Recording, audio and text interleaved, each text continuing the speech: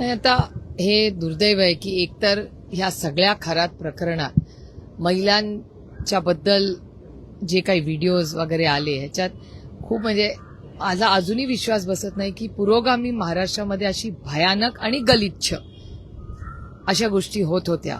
आणि त्याच्यात आता हा हवालाचा जो अँगल आलेला आहे किंवा एवढे पैशाचे गैरव्यवहार हे वर्तमानपत्रात आणि चॅनलमध्ये दिसते, धक्कादायक आहे. म्हणजे खूप मोठं रॅकेट आहे, जणू काय माफिया आहेत अशी म्हणायची वेळ आलेली आहे. म्हणजे एक भोंदू बाबा अजून काय काय उद्योग हा करत होता हे देवालाच ठाऊक.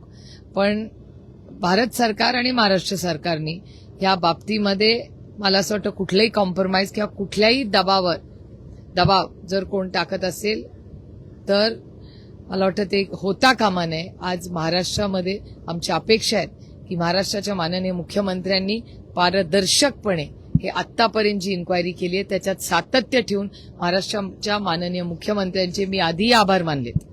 कारण का ह्या सगळ्या प्रक्रियेमध्ये आधी अनेक सत्तेतलेही लोक आलेले आहेत.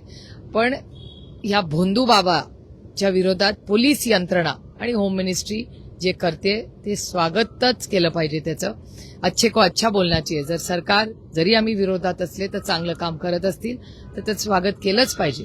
आणि त्याच्यामुळे माननीय मुख्यमंत्री जी पावलं टाकतायत त्याचं स्वागत आहे.